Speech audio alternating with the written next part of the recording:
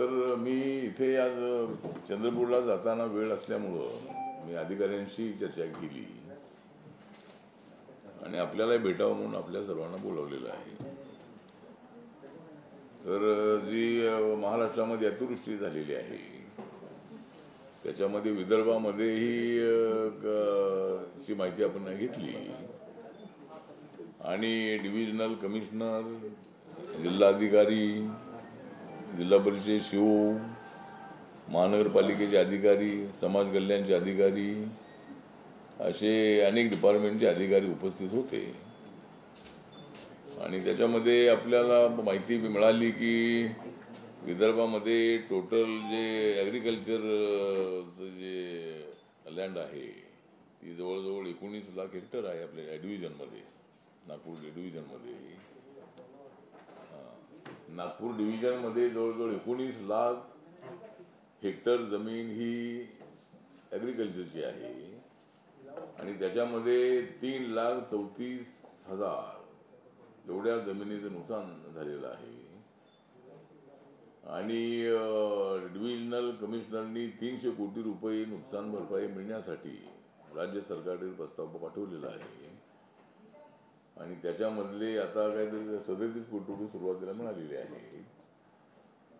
तर तसं इतर जिल्ह्यामध्ये जेवढं नुकसान झालेलं आहे पश्चिम महाराष्ट्र, मराठवाडा त्या तुलनेमध्ये तेवढं विदर्भामध्ये तेवढा पाऊस नव्हता. म्हणजे पाऊस होता पण तेवढा पाऊस नव्हता आणि 3,34,000 हेक्टरचं नुकसान या ठिकाणी झाल्याची माहिती आपल्याला मिळालेली आहे. त्यानंतर आपण थोडा आढावा घेतला की जी जनधन योजना आहे आणि विदर्भामध्ये ही माहिती घेतली की इरिगेशन किती आहे विदर्भात, म्हणजे या डिव्हिजनमध्ये तर 25% 25% जमीन ही इरिगेशनची आहे, बाकीची 75% जमीन ही कोरडवाहूच आहे. आणि आपली नरेंद्र मोदी सरकारने जी जनधन योजना सुरू केली होती तर त्या जनधन योजनेचे अकाउंट जवळजवळ 52 कोटी आता ऑल इंडियामध्ये उघडण्यात आलेले आहे. त्याच्यामधले नागपूर जिल्ह्यामध्ये जवळजवळ 11,89,000 एवढे अकाउंट उघडण्यात आलेले आहे.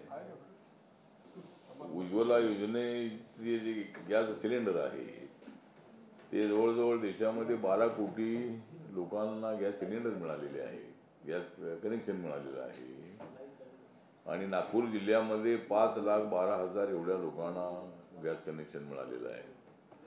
जी मुद्रा योजना आहे ती विदाउट गॅरंटी, म्हणजे कलेक्टरकडे अर्ज केला की बँकेला जसे पेपर द्यावे लागतात अशी तेवढी पेपर द्यावे लागत नाही आणि ही योजना सुरू करण्यात आली होती 2016 मध्ये आणि आतापर्यंत जवळजवळ 56 कोटीपेक्षा जास्त लोकांना याचा फायदा झालेला आहे आणि नागपूर जिल्ह्यामध्ये जवळजवळ 58,23,000 आतापर्यंत 58,23,000 एवढ्या लोकांना आतापर्यंत मुद्रा योजनेचा लाभ मिळालेला आहे. आणि प्रधानमंत्री आवास योजना जी आहे तर या डिव्हिजनमध्ये 2,74,000 एवढ्या लोकांना याचा फायदा झालेला आहे. ॲट्रॉसिटीची माहिती घेतली तर ॲट्रॉसिटी ॲक्ट अंतर्गत जवळजवळ 21 ते 25 अशा 4 वर्षामध्ये सर्व डिव्हिजनमध्ये 1,536 केसेस आहेत ॲट्रॉसिटीच्या, अशी माहिती आपल्याला देण्यात आलेली आहे. आणि आपण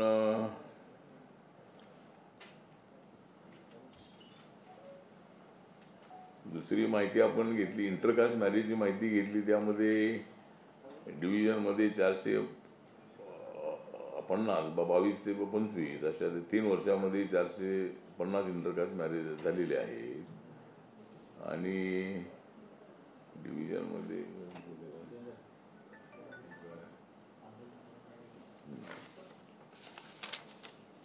नागपूरमध्ये माहिती घेतली की स्लम किती आहे तर 420 स्लम्स असल्याची माहिती मिळाली. टोटल 420 स्लम आणि आता राज्य सरकारचा निर्णय आहे की 2011च्या अगोदरच्या सगळ्या झोपड्या या अनधिकृत करण्याचा निर्णय आहे. मुंबई असेल, नागपूर असेल, संभाजीनगर असेल, पुणे असेल, सर्वच शहरामध्ये ज्या ज्या ठिकाणी स्लम्स आहे, सरकारी जागेवर वसलेल्या ज्या स्लम्स आहेत, त्यांना 11 पूर्वीच्या स्लम्सला मान्यता देण्यात आलेली आहे. आणि आता त्या ठिकाणी अनेक लोकांना पट्टे देण्याचं काम CM साहेब, गडकरी साहेब, चंद्रकांत बावनकुळे साहेब किंवा इतर सर्वांच्या वतीने अनेक वेळेला पट्टे देण्याचा कार्यक्रम होत असतो, अशी माहिती अधिकाऱ्यांनी दिली. आणि आता प्रधानमंत्री आवास योजनेचे ग्रामीण भागामध्ये 1,50,000 रुपये मिळतात घर बांधण्यासाठी, तेवढ्यात ते होत नाही. पण महाराष्ट्र सरकारने त्याच्यामध्ये 50,000 वाढवलेले आहेत, 2 लाख झालेले आहेत. ती माहिती अधिकाऱ्यांनी दिली. आणि महानगरपालिकेचाही थोडा आढावा मी घेतला. आणि महानगरपालिकेमध्ये सफाई मजदूर जे आहेत ते परमनंट सफाई मजदूर 4,407 असल्याची माहिती मिळाली. त्यानंतर कॉन्ट्रॅक्टमध्ये 3,939 आहेत. आणि जे कॉन्ट्रॅक्टमध्ये आहेत त्यांनाही पगार चांगला मिळतो असं त्यांचं अशी माहिती मिळाली. आणि जे परमनंट वर्कर आहे जे 10-15 वर्ष ज्यांना झालेले आहे त्यांचा पगार 60-70 हजाराच्या वरती मिळतो अशी माहिती आपल्याला मिळाली. तर जे कॉन्ट्रॅक्टमधले लोक आहेत ते आमच्या पक्षाची मागणी अशी आहे की ही कॉन्ट्रॅक्ट पद्धतीच बंद केली पाहिजे. म्हणजे कॉन्ट्रॅक्ट पद्धतीमुळं एकाच माणसाला अनेक वर्ष तिथेच काम करावं लागतं आणि त्याला परमनंटचा वर्करचा फायदा मिळत नाही आहे. आणि सुप्रीम कोर्टाचा एक निकाल आहे पण अजून काही ते होत नाही आहे की रेग्युलर वर्क ज्या ठिकाणी आहे त्या ठिकाणी कॉन्ट्रॅक्ट पद्धत असू नये अशी सुप्रीम कोर्टाचा ओपिनियन आहे. पण आता अनेक वेळेला कॉन्ट्रॅक्ट सिस्टीमच्या बद्दल थोडासा विचार होणं अत्यंत आवश्यक आहे. आणि आता सरकारी क्षेत्र सातत्यानं प्रायव्हेट होतं, हळूहळू काय अनेक उद्योग प्रायव्हेट होत आहेत.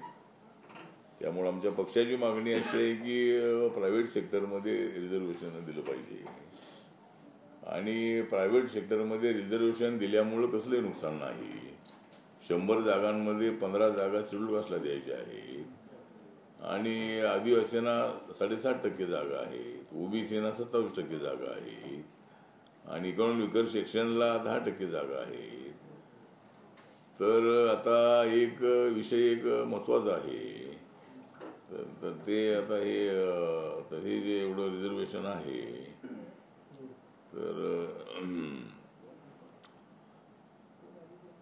तर आता जी आपली कॉन्ट्रॅक्ट आपला जे रिझर्वेशन आहे तर रिझर्वेशन हे सर्व जातींना मिळतंय. मराठा समाजाच्या आरक्षणाचा एक विषय सध्या मोठा विषय आहे. त्यानंतर वंजारी समाजाची मागणी आम्हाला ST मध्ये टाका. त्यानंतर धनगर समाजाची मागणी आम्हाला ST मध्ये टाका. त्यानंतर आपल्या बंजारा समाजाची मागणी आहे काय कुशात टाका, त्यांची ST मध्ये टाका. बंजारा समाजाचे म्हणणं आहे आम्हाला ST मध्ये टाका. तर आता ही मागणी त्यांची रास्त आहेच आहे. त्याच्यावर आता एक तर कुठल्या जातीला कोणत्या कॅटेगरीमध्ये टाकायचं हा विषय आमच्या मंत्रालयाचा आहे. सामाजिक न्याय खात्याचा गव्हर्नमेंट ऑफ इंडियाचा विषय आहे. तसा कोणत्या जातीला कुठे टाकायचा अधिकार राज्यांना नाही. तर त्यांना कुठं टाकायचं असेल तर ते आमच्याकडे राज्य सरकार प्रस्ताव पाठवतं आणि आमची एक्सपर्ट समिती त्याचा अभ्यास करते आणि त्यानंतर मग त्याचं बिल लोकसभेत राज्यसभेत येतं आणि ते पास झाल्यानंतर मग तो कायदा होतो. तर अशी पद्धती आहे. आता सगळ्यांच्या मागण्या तर रास्त आहेतच आहेत. त्याच्यावर आता एक तर आदिवासीमध्ये टाका म्हटलं तर मूळ आदिवासीनेच त्याला विरोध होतो. नंतर आता मराठा समाजाला कुणबी म्हणून सर्टिफिकेट देण्याच्या संबंधातला निर्णय म्हणजे हैदराबाद गॅझेट मान्य करण्यात आलेला आहे. आणि हैदराबाद गॅझेटमध्ये ज्यांची नोंद कुणबी असेल त्यांना ओबीसीचं आरक्षण मिळणार आहे. आणि राज्य सरकारची भूमिका आहे की आम्हाला कोणावरती अन्याय करायचा नाही, ओबीसीवर अन्याय करायचा नाही. आणि राज्य सरकारने मराठा समाजाला 10% आरक्षण दिलेलं आहे आणि ते राज्यामध्ये लागू आहे. राज्यामध्ये नोकऱ्यामध्ये आणि शिक्षणामध्ये ते लागू आहे. EWS पण सर्व नाही, EWS तर ते सर्व जो मराठा समाज आहे त्या मराठा समाजाला आरक्षण देण्याची मागणी सुरुवातीला आम्ही केली होती पेतांतरच्या काळामध्ये. म्हणजे आमच्या आरक्षणाला धक्का लावू नका, पण मराठा समाजातल्या गरिबांना आरक्षण द्या अशी आपली मागणी होती. त्यामुळे मनोज जरांगे पाटील यांच्या आंदोलनाला आमचा पाठिंबा आहे. पण सरकारने मात्र भूमिका त्या पॉझिटिव्ह घेतलेली आहे. 10% आरक्षण दिलेलं आहे. त्यानंतर आपले महारथी काय महासारथी महाज्योती महासारथी नाही, महासारथी ना मराठा समाजासाठी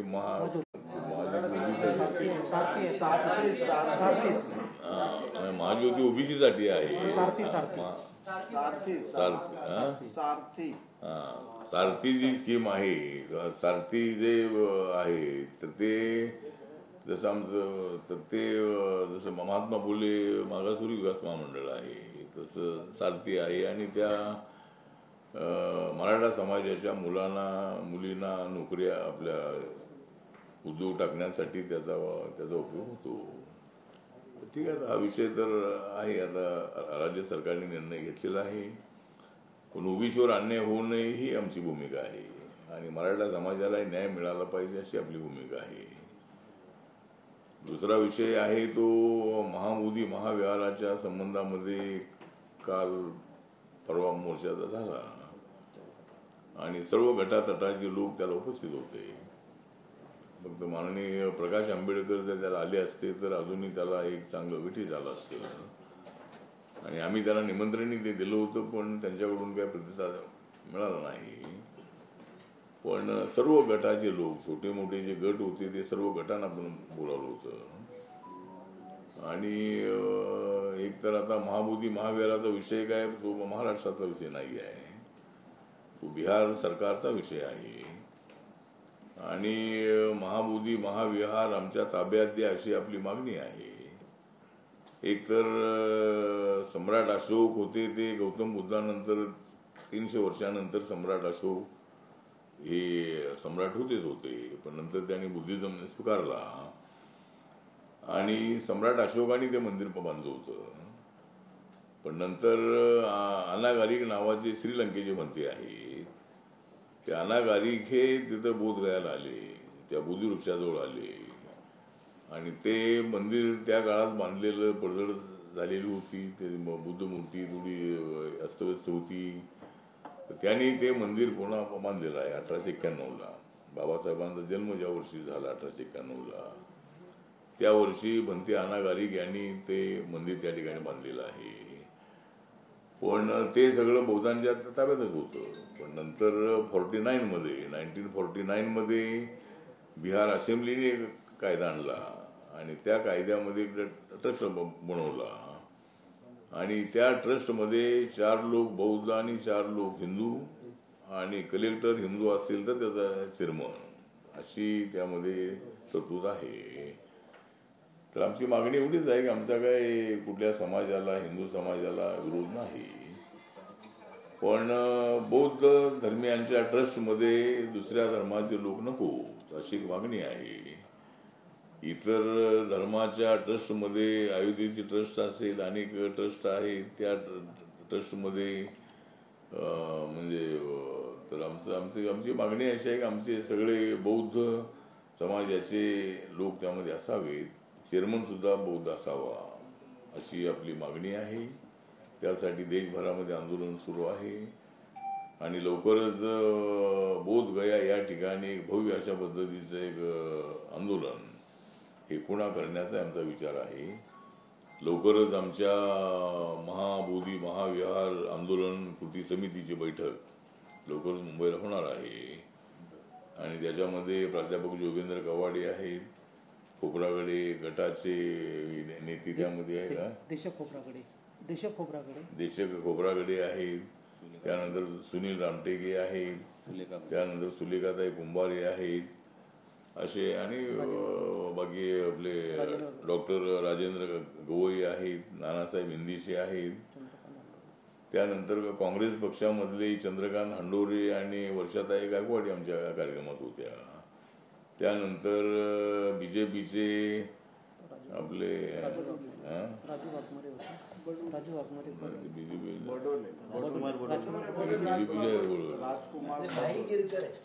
भाई गिरकर, म्हणजे बीजेपीचे भाई गिरकर होते.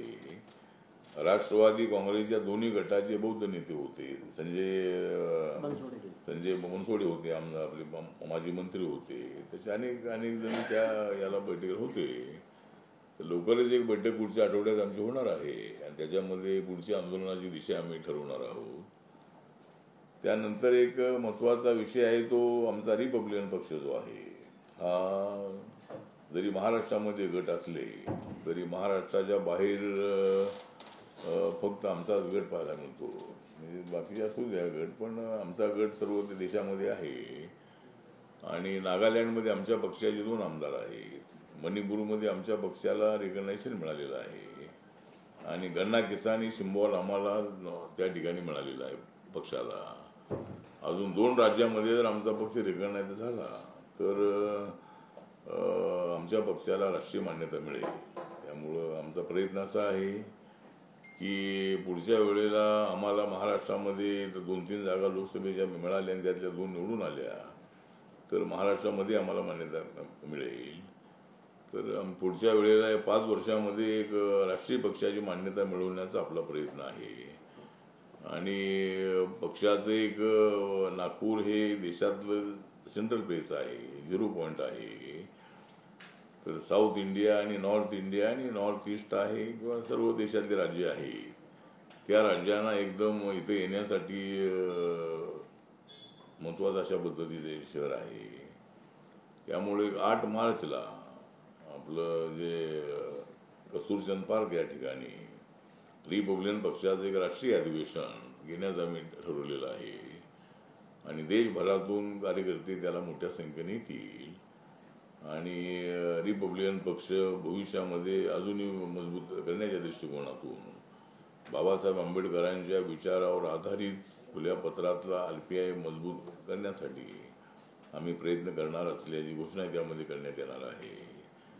आणि अशा पद्धतीनं आमचं अधिवेशन एक 8 मार्चला एक भव्य स्वरूपामध्ये होईल आणि त्याला अनेक नेत्यांना आम्ही त्यांना बोलू. त्यांना नितीन गडकरी आहेत, मुख्यमंत्री देवेंद्र फडणवीस जे आहेत, एकनाथ शिंदे आहेत, अजितदादा पवार आहेत, या सर्वांना आम्ही त्यामध्ये निमंत्रित करणार आहोत आणि एक भव्य दिव्य असं अधिवेशन करण्याचा आमचा प्रयत्न आहे.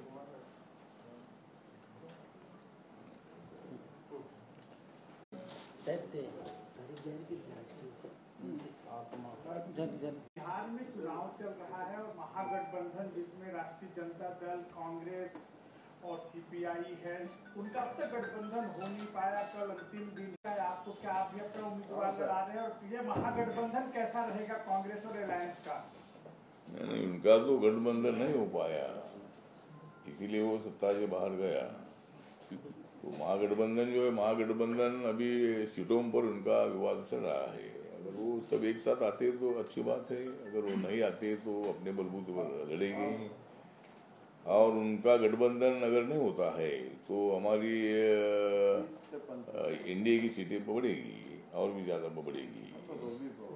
और नीतीश कुमार जी दोबारा वहाँ के मुख्यमंत्री बनेगा ऐसा हमें पूरा विश्वास है. और वहाँ इंडिया की सरकार आएगी और मेरी पार्टी की भूमिका ये है कि मेरी पार्टी वहाँ है, लेकिन वहाँ सीटों के बंटवारे में भी हमने कोशिश नहीं की थी. मतलब हमारी पार्टी वहाँ है लेकिन हमारी पार्टी छोटी पार्टी है वहाँ बिहार में. तो हम एक भी सीट ना लड़कर हम इंडिया का समर्थन करने वाले हैं. मैं कुछ दिनों के लिए वहाँ जाने वाला हूँ, प्रचार में मैं शामिल हो जाऊँगा और मेरी पार्टी इंडिया के साथ रहेगी और बिहार में इंडिया की सरकार आएगी. सर नीतीश कुमार को मुख्यमंत्री का चेहरा घोषणा हो गई है क्या? हाँ एनडीए की तरफ से नीतीश कुमार का चेहरा सीएम के लिए किया गया है क्या? हाँ, ऑलरेडी माननीय प्रधानमंत्री जी ने अनाउंस किया है कि भाई नीतीश कुमार जी के नेतृत्व में चुनाव लड़ाया जा रहा है और हमारी सत्ता आने के बाद नीतीश कुमार ही मुख्यमंत्री रहेगी, ऐसा वहाँ अनाउंस हुआ है। आठवले जी, अध्यक्ष राज ठाकरे जी और कुछ पार्टियां चुनाव आयोग से मिली, उनका कहना है कि वीवीपैट के बिना चुनाव होना नहीं चाहिए, वोटों की चोरी काफी ज्यादा पैमाने पे हुई है। और महानगर पालिका में सुप्रिया सुले ने कहा कि राज ठाकरे के आने से काफी ज्यादा महाविकास आघाड़ी में ताकत आएगी, क्या लग रहा है आपको? मुझे लगता है कि अभी तक महाविकास आघाड़ी में एक तो उद्धव ठाकरे जी और राज ठाकरे तो एक साथ आए हैं, लेकिन अभी महाविकास आघाड़ी में मुझे लगता नहीं है कि वो महाविकास आघाड़ी में राज ठाकरे के मुद्दे पर एकमत होगा। राष्ट्रवादी कांग्रेस पार्टी सुप्रिया सुले जी जो है पवार साहब के ग्रुप की तरफ से शायद वो उसको सपोर्ट कर सकते हैं, लेकिन कांग्रेस पार्टी अलग लड़ेगी और कांग्रेस पार्टी ने अभी तक अपना पत्ता नहीं खोला है, लेकिन उन्होंने बोला है कि जो सेंट्रल बोलेगा हम करेंगे। तो राज ठाकरे के मुद्दे पर कांग्रेस पार्टी का हाई कमांड ग्रीन सिग्नल नहीं देगा, तो इसीलिए महाविकास आघाड़ी में फूट निश्चित है और राज ठाकरे उनके साथ आने से कोई फायदा नहीं, हमको कुछ फायदा हुआ नहीं, हमारे लोकसभा में हमारा नुकसान हुआ। राज ठाकरे हमारे साथ आने से लोकसभा में हमारी सीटें घट गई और लोकसभा में के बाद विधानसभा जब आई 6 महीने के बाद, तब राज ठाकरे हमारे साथ नहीं थे तो हमारी सीटें बढ़ गई। इसीलिए राज ठाकरे का बहुत फायदा होगा नहीं, लेकिन कुछ सीटों पर जब मराठी वोट है तो पूरा जो मुंबई में मराठी वोट जो 40% है, तो 40% में से 20% वोट तो हमको मिलेगा, हमारे साथ भी मराठी लोग हैं, तो वो दोनों एक साथ आने से उनको 20% मराठी वोट मिलेगी। जहाँ मराठियों की ज़्यादा संख्या है वहाँ उनकी सीटें चुनकर आ सकती है, लेकिन बाकी के बहुल एरिया में हमारी सीटें ज़्यादा आएगी और मुंबई कारपोरेशन में रिपब्लिकन पार्टी महायुति के साथ रहेगी और रिपब्लिकन पार्टी के सपोर्ट से, जिस तरह मैं 2012 में महायुति के साथ अपना युति के साथ मैं आया था और आरपीआई जब शिवसेना भाजपा के साथ आया बाला साहब ठाकरे जी के आह्वान के बाद, तो युति की महायुति बन गई थी। ये महायुति अभी नहीं बन गई है, एकनाथ शिंदे साहब और अजित दादा आने के बाद वो नहीं बनी है। वो पहले जब उद्धव ठाकरे जी शिवसेना और देवेंद्र फडणवीस जी मतलब बीजेपी, तो तब महायुति आरपीआई उनको जोड़ने के बाद ही महायुति बनी थी।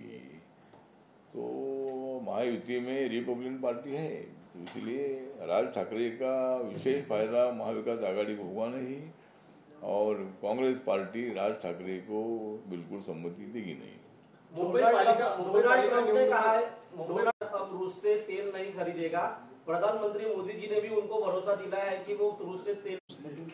डोनाल्ड ट्रंप ने कहा है कि भारत अब रूस से तेल नहीं खरीदेगा। प्रधानमंत्री ने भी उनको भरोसा दिलाया कि वो रूस से तेल नहीं खरीदेंगे। अब तो ठीक है, मतलब जिस तरह अमेरिका के साथ रशिया से अपने ज्यादा व्यापार में ज्यादा संबंध है और ट्रम्प डैशिंग आदमी है, मोदी जी भी डैशिंग आदमी है, तो ये दोनों डैशिंग आदमी एक साथ आने के बाद क्या करेंगे मालूम नहीं है। तो इसीलिए मतलब निर्णय अच्छा है कि भाई अपना अमेरिका के साथ वहाँ वर्ल्ड बैंक है, अमेरिका में 50,55,000 से ज़्यादा लोग वहाँ इंडियन रहते हैं और ज़्यादा व्यापार से अमेरिका के साथ अपने संबंध है। तो इसीलिए 20 में वहाँ से ऑयल खरीदने के बाद ट्रम्प नाराज हुई थी, तो मोदी साहब ने देश के हित के लिए जो भी निर्णय लिया है वो अच्छा निर्णय। ट्रम्प के साथ दोस्ती रहना जरूरी है, तो इसीलिए मोदी साहब के निर्णय का मैं स्वागत करता हूँ और ट्रम्प ने भी हमारे साथ जो टैरिफ लगाया है तो तो टेरिफ जरूर कम होगा और अच्छा काम होगा. मुंबई पालिका निवडणुकीचा एक सर्वे समोर आलाय ज्यामध्ये भाजपला मुंबई पालिका निवडणुकीचा सर्वे समोर आलेला आहे ज्यामध्ये 34% भाजपला कौल देण्यात आलाय, 32% उद्धव ठाकरेंच्या शिवसेनेला, तर 12% जे आहे ते एक शिंदे आणि काँग्रेसला देण्यात आलेला आहे. मात्र मनसे तशीच दिसते. नहीं, जो सर्वे आया है वो अभी का सर्वे वो 34 का है. लेकिन मराठी सांगायचं नाही, आताचा जो सर्वे आहे हा सर्वे मध्ये सर्वात जास्त जागा आमच्या बीजेपीला किंवा आमच्या महायुतीला मिळतील असा सर्वे आहे आज. तर अजूनही आमचा प्रचार सुरू झालाय की आम्ही 50-60% पर्यंत जाऊ. आणि उद्धव ठाकरे आणि राज ठाकरे एकत्र आल्यामुळं त्या ठिकाणी 32% तर दाखवलं असेल ही, पण नंतर आमचा वाढेल आणि त्यांचा कमी होईल नंतर. पण ठीक आहे, तर सर्वात जास्त जो सर्वेमध्ये जास्त पर्सेंटेज आम्हाला दाखवलेला आहे, त्यामुळं मुंबईवर यावेळेला झेंडा आमचा फडकेल असा आम्हाला विश्वास आहे. प्रधानमंत्री मोदी पर हमला बोला है, प्रधानमंत्री को डरपोक बताया कि मोदी जी डर गए हैं और इसी के कारण जो है वो ट्रम्प से सीधा दबाव में काम करने लगे. नहीं, अभी राहुल गांधी जी जो बोलते हैं वहाँ हम ज़्यादा ध्यान नहीं देते. हमारे पास इतना टाइम नहीं है. हम देश के विकास के लिए काम करते हैं, देश के फायदे के लिए काम करते हैं. और अमेरिका से भारत के साथ कांग्रेस के जमाने से संबंध अच्छे हैं. तो इसीलिए मुझे लगता है कि ट्रंप ने ही बताया, ट्रंप ने बताया कि हमने भारत को एक अच्छा दोस्त हमने गवा दिया, ऐसा उन्होंने बोला था. बीच में थोड़ा सा ये विवाद हुआ था. तो नरेंद्र मोदी जी किसको डरने वाले नहीं है और वो डरपोक नहीं है. तो इसीलिए मुझे लगता है कि देश के हित के लिए ऐसा निर्णय लेना पड़ता है, तो इसीलिए निर्णय ले लिया है. और ट्रंप के साथ अभी दोस्ती अच्छी होगी और उसका फायदा अपने देश के लिए अच्छा होगा. तो राहुल गांधी जी जो बोल रहे हैं उससे मैं सहमत नहीं हूँ. नरेंद्र मोदी जी डरपोक नहीं है, ना हम लोग डरपोक है, और राहुल गांधी जी के बयान में तथ्य नहीं है. अल्पसंख्याकांची आर्थिक व्यवहार अल्पसंख्याकांचा आमदार संग्राम जगताप यांनी वक्तव्य केलं आहे. कुणी आमदार संग्राम जगताप यांनी वक्तव्य केलं आहे आणि यावर अजितदादांनी नाराजी व्यक्त केली आहे. यावर आपण कशा पद्धतीने बघता? नाही, म्हणजे आता मला असं वाटतं की आपल्या देशामध्ये बाबासाहेबांचं संविधान लागू आहे. आपल्या देशामध्ये सर्व धर्मियांना राहण्याचा अधिकार आहे. आपापल्या धर्माचा प्रचार प्रसार करणं ही आपली नैतिक जबाबदारी आहे. पण संविधान सुद्धा डोळ्यासमोर ठेवलं पाहिजे. आपण भूमिका मांडत असताना आपण अशा पद्धतीनं एकदम मुस्लिमांच्या तीव्र विरोधामधली भूमिका ही राष्ट्रवादी भूमिका नाही. तर ते संग्राम जगताप हे राष्ट्रवादीमध्ये आहे, त्यांची भूमिका राष्ट्रवादी नाही. त्यामुळं राष्ट्रवादी भूमिका असली पाहिजे. आणि राष्ट्रावर सगळं आपलं प्रेम असणं म्हणजे इथल्या लोकांवरती प्रेम आपण ठेवलं पाहिजे. त्यामुळे एकदम अशा पद्धतीचं वक्तव्य करणं योग्य नाही असं माझं मत आहे. आणि दुसरा विषय आहे तो पीपल्स एज्युकेशन सोसायटी, जी बाबासाहेबांनी स्थापन केलेली सोसायटी आहे. तर या सोसायटीला माननीय देवेंद्र फडणवीस, एकनाथ शिंदे आणि अजितदादा पवार यांनी कालच्या कॅबिनेटमध्ये 500 कोटी रुपये आमच्या सोसायटीला देण्याचा निर्णय घेतलेला आहे. त्याबद्दल मी त्यांचं स्वागत करतो. पण दुसरा विषय आहे की काल रमाबाई आंबेडकर नगर ज्या ठिकाणी आमचे 10 शहीद झाले होते आणि त्या ठिकाणी काल माननीय मुख्यमंत्री आणि दोन्ही डेप्युटी सीएम यांनी त्या ठिकाणी जवळजवळ 7-8 हजार घर आहे, त्याचं उद्घाटन त्यांनी भूमिपूजन केलं. पण त्या ठिकाणी आता काल आमचा मोर्चा होता 14ला, आमची रॅली होती आणि 14 तारीख त्यांनी ठेवली आणि आम्हाला तिथं बोलावणं टाळलं. त्यामुळं एक तर रिपब्लिकन पक्ष महायुतीमध्ये आहे, बाकीच्या त्यांच्या राज्याच्या कार्यक्रमाला काय ते आपल्याला बोलवत नाही किंवा बोलणं विषय नाही आहे. पण ज्या ठिकाणी आमची आंबेडकरी जनता राहते आहे त्या ठिकाणच्या एवढ्या मोठ्या प्रोजेक्टचं भूमिपूजन करत असताना त्या ठिकाणी आपल्याला निमंत्रण पाठवलं होतं, पण आमचा मोर्चा त्या ठिकाणी होता तर आम्ही जाऊ शकत नव्हतो. तर त्याबद्दल आमची नाराजी आहे. राज्य सरकारने थोडं लक्ष दिलं पाहिजे. रिपब्लिकन पक्ष आपल्यासोबत आहे आणि सगळ्या उद्घाटनाला आम्हाला बोलवा असं आमचं म्हणणं नाही आहे. पण कालच्या रमाबाईच्या उद्घाटनाला आमच्या ज्या दिवशी रॅली आहे त्याच दिवशी त्याचं उद्घाटन ठेवणं बरोबर नव्हतं. त्याने आम्हाला विचारायला हवं होतं थोडंसं. तर अशा गोष्टी होतात त्या होऊ नये त्याची काळजी घ्यावी. म्हणजे जिथं सगळ्या झोपड्या ठिकाणी आम्हाला बोलवा असं आमचं म्हणणं नाही आहे, पण हे थोडं टाळलं जाते हे बरोबर नाही आहे. चला ठीक आहे, थँक्यू. चला आम्हाला पुढं जायचं आहे. काय महाविकास आघाड़ी चुनाव आयोग के पास पहुंची थी और वोटर लिस्ट की रिवीजन की मांग कर रही थी. यही पार्टियां बिहार में एसआईआर का विरोध भी कर रही है. महाविकास आघाड़ी पार्टी कल चुनाव आयोग के पास पहुंची थी और वोटर लिस्ट की रिवीजन की मांग कर रही थी. यही पार्टियां बिहार में एसआईआर का विरोध भी कर रही थी.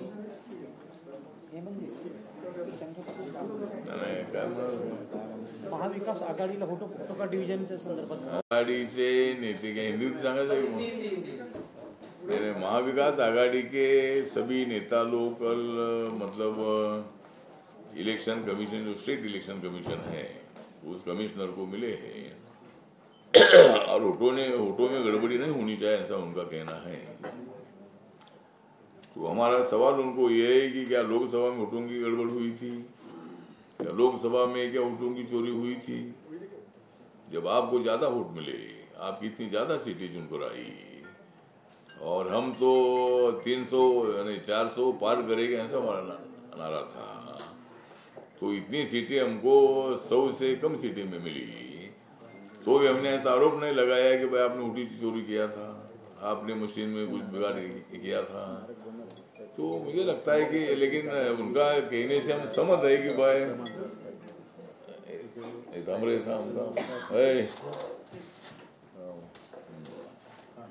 तो वोटों की गड़बड़ी नहीं होनी चाहिए. सबका नाम वोटर लिस्ट में होना चाहिए. कुछ वोटर का पेपर कुछ गायब होता है, वहाँ इलेक्शन कमीशन ने ध्यान देना चाहिए. सबको वोटिंग करने का अधिकार है और जहाँ जहाँ लिस्ट किधर इधर उधर हुई है तो उसको ठीक ठाक इलेक्शन कमीशन ने करने की आवश्यकता है. तो वोटों में गड़बड़ी नहीं होनी चाहिए. वो किसका वोट का अधिकार छीनना नहीं चाहिए, ऐसा हमारा क्या कहना है. सर एखादी कविता होऊन जाऊ दे ना चुनाव आठवले सर, महत्वाचा विषय आहे. देशातील नक्षलवाद्याच्या 58 वर्षे पहिल्यांदा सर्वात मोठं आत्मसमर्पण काल झालं. मुख्यमंत्री देवेंद्र फडणवीस यांनी त्यांच्याकडनं शस्त्र स्वीकारलं आणि त्यांना संविधानाच्या एक एक प्रती त्यांना दिल्या. तर अशा वेळेला आत्मसमर्पित जे नक्षलवादी आहेत, माओवादी आहेत, त्यांच्याकडनं आपल्या काय अपेक्षा आहेत? संविधानाची प्रत त्यांना दिलेली आहे. आमची अपेक्षा या आहेत की त्या सर्वांनी आता मेन स्ट्रीम मध्ये येण्याचा निर्णय घेतलेला अत्यंत स्वागतार्ह आहे. एक तर नक्षलवाद्यांच्या त्यागाबद्दल आम्हाला सहानुभूती आहे की स्वतः अनेक डिग्र्या घेतलेले तरुण तरुणी त्या मोहीममध्ये जातात आणि गोरगरिबांना न्याय द्या, आदिवासींना न्याय द्या, दलितांना न्याय द्या, गावांचा विकास करा अशा त्यांच्या मागण्या आहेत. त्याच्याशी आम्ही सहमत आहोत. पण त्यांनी अवलंबलेला जो हिंसक मार्ग आहे त्याला आमचा पाठिंबा नाही. त्यामुळे त्या मार्गाने तुम्ही किती लोकांना मारलं, पोलिसांना मारलं तर दुसरा पोलीस तिथे येणारच आहे, जमीनदाराला मारलं तर दुसरा जमीनदार येणारच आहे, कारखान्या मालकाला मारलं तर दुसरा मालक येणारच आहे. तुमच्या आधी हिंसेचा त्याचा अजिबात काय फायदा झाला. एवढ्या वर्षापासून आंदोलन चाललेलं आहे. त्यामुळं कालचं जे आत्मसमर्पण आहे तो उपक्रम अत्यंत स्तुत्य आहे. माननीय देवेंद्र फडणवीस हे अत्यंत ऍक्टिव्ह मुख्यमंत्री आहेत. त्यांनी गडचिरोली जिल्हा हा त्याने पालकमंत्री म्हणून ते त्या जिल्ह्याचे पालकमंत्री आहेत आणि अमित शहा यांनी सुद्धा सांगितलेलं आहे की आम्ही नक्षलवाद संपवणार म्हणजे त्या सर्वांनी मेन स्ट्रीममध्ये यावं. आणि जर जे चांगले लोक असतील त्यांनी एकदा ते मेन स्ट्रीममध्ये आले तर त्यांनी रिपब्लिकन पक्षामध्ये यायला काही हरकत नाही आहे. त्यामुळे जर मेन स्ट्रीममध्ये जर आले तर त्यांनी निवडणुकीमध्ये सुद्धा उभं राहिलं पाहिजे. त्यांनी आता आम्ही असे गुन्हे करणार नाही तर सांगितलं पाहिजे. आणि आत्मसमर्पण करणाऱ्यांना सरकारने माफ केलं पाहिजे. त्यांच्या ज्या काही केसेस आहेत त्या केसेस त्यांना नवीन जीवन जे आहे नवीन जीवनाला ते सुरुवात करतायत ही अत्यंत चांगली गोष्ट आहे. आणि मी त्या नक्षलवाद्यांचं ज्यांनी आत्मसमर्पण केलेलं आहे त्यांचं स्वागत करतो. आणि अजून जे राहिलेले नक्षलवादी आहे त्यांनी सुद्धा आत्मसमर्पण करावं आणि मेन स्ट्रीममध्ये यावं अशी त्यांना विनंती आहे. चला ठीक आहे, थँक्यू सर.